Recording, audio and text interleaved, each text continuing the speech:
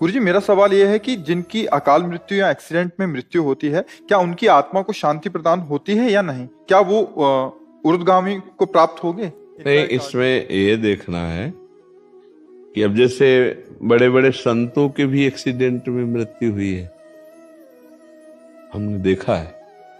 पूज्य बक्सर के मामा जी नाम के बहुत बड़े संत थे, तो जा रहे थे कथा करने, बरसाने पहले दर्शन किए श्री जी के सामने से एक ट्रक ने ऐसी तो बस राधा पधार गए।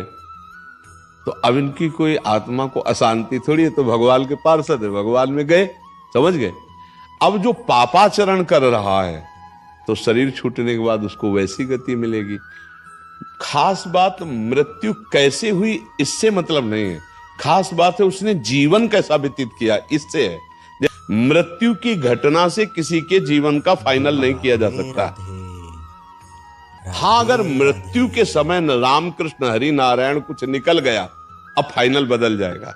पूरा जीवन पाप रहा, अंतिम में अगर राम हरि कृष्ण राधा निकल गया, अब तुम्हारा काम बन जाएगा, वहां देखा है। लेकिन घटना से कि उसकी ऐसी मृत्यु हुई तो उसकी दुर्गति हो सकती है, ऐसा नहीं हो सकता। ये पक्की बात है। आप समझ पा रहे हैं? जी गुरु जी, बहुत। अब बिटिया थी मेरी, 2 बेटी थी, 23-24 साल की, बहू थी 29 साल की, 1.5 साल की पोती थी। 7 साल हो गए, मन व्यतीत रहता है। हाँ, क्योंकि अपनापन होता है ना परिवार से। तो अब देखो, इसका हम रोज घोषणा करते हैं एक बार सत्संग में, इस लोक का नाम याद कर लो, क्या है? मृत्यु लोग, यहां सबको मरना पड़ेगा भैया। लेकिन गुरु जी, 2011 में मेरा ऐसा संयोग बना कि कैलाश मानसरोवर जाने का मेरा, तो मेरी बिटिया जो है बोलती, पापा आप जाओ कैलाश मानसरोवर, देखो मैं दुकान संभालूंगी। हमारा केवल वो व्यवहार में बहुत आगे बढ़ना होता है। हमारा केवल इतना कहना है कि देखो, जिस समय, जिस सेकंड में, जिस मिनट में जहां मृत्यु हमारी होनी है वहां होनी है। वो हमारे कोई प्रियजन बनकर जो आते हैं, वो अपने कर्मों का भोग भोगने आते हैं और हमको भुगाने आते हैं। जैसे आप कह रहे हो 7 साल से मैं दुखी हूं, तो अब दुखाई तो देख के गए ना, वो अपने कर्मों को भोग करके गए और हम उनके चिंतन में दुखी हूं। अध्यात्म यही बल देता है कि उनके चिंतन को त्यागो, हरि चिंतन में लगो। ये ठगबाजी करने के लिए माया सब चरित्र रचती, न तो कोई तुम्हारा पुत्र है न कोई तुम्हारी पुत्री, एक सच्चिदानंद भगवान ही ये नाटक कर रहे। अब अपने को संभाल लो और खूब नाम जप करो और किसी के प्रति रो मत, अब प्रभु के लिए रो, हे नाथ अब तो कृपा कर लो, ये मेरा जन्म अब आपकी प्राप्ति के लिए हो जाए।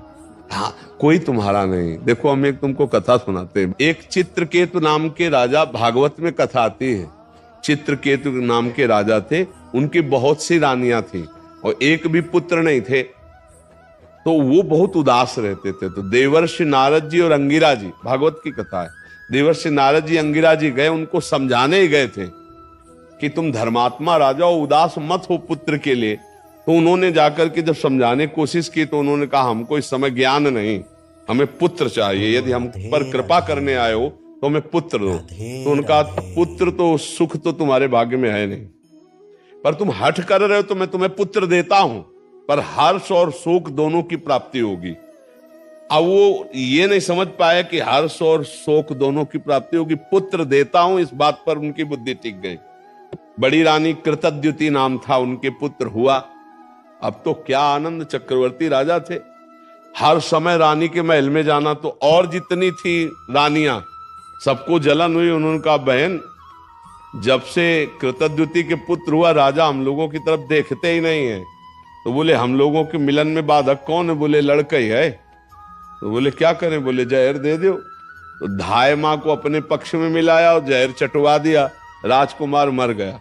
जो ही राजा के पास खबर गई कि राजकुमार मर गया, कितनी मनौती के बाद तो हुआ था।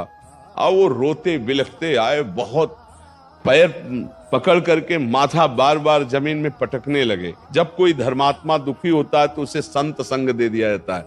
जैसे आप आए हो ना, तो भगवान की कृपा से संग मिला है। जी गुरुदेव। अब मोई भाव भरोसा हनुमंता, बिन हरि कृपा मिले नहीं संता। तो दुख का निवारण इससे।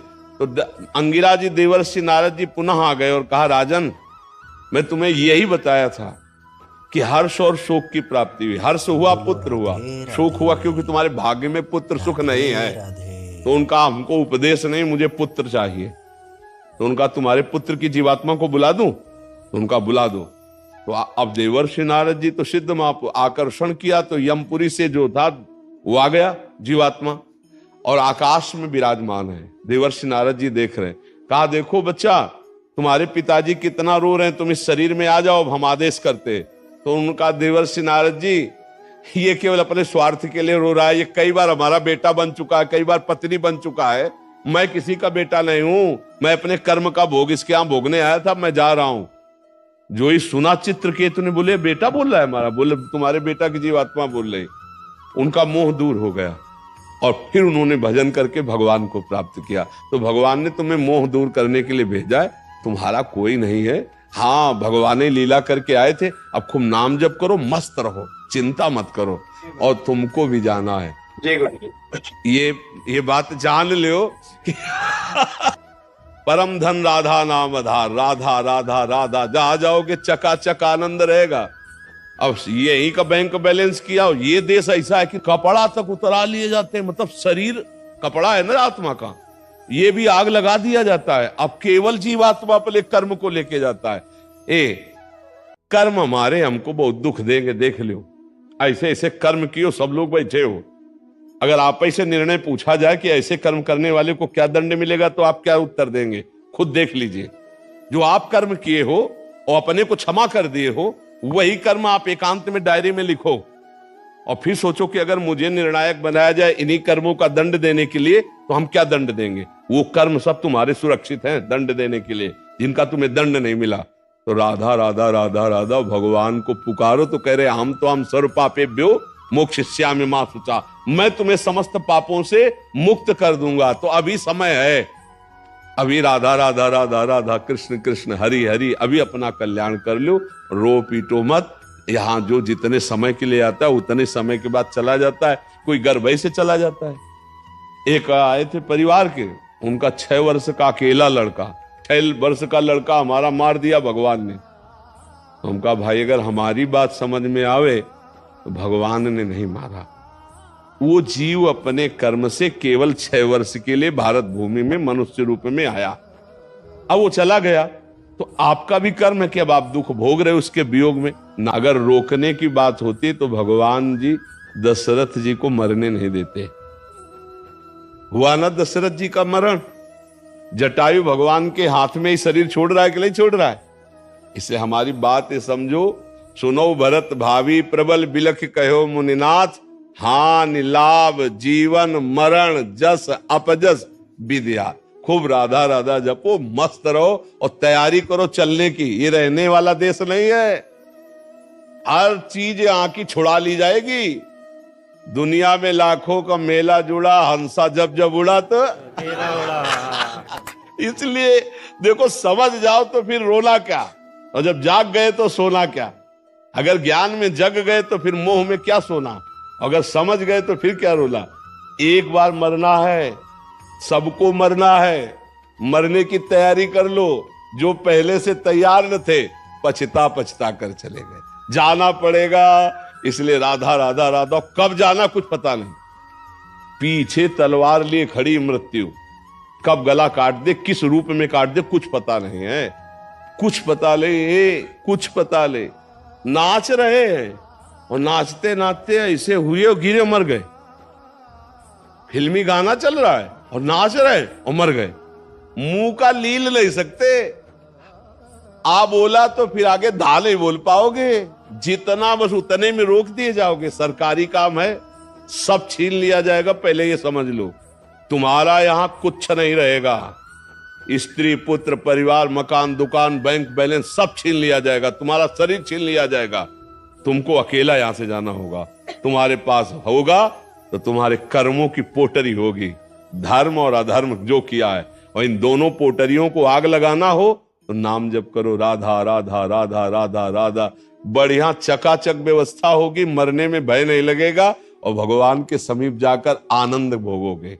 जैसे भारत में आनंद ले रहे हो, ऐसे भगवान के दिव्य धाम में तुम्हारे लिए हर व्यवस्था होगी, अलग महल होगा, बढ़िया भोजन व्यवस्था बढ़िया, मरना है नहीं।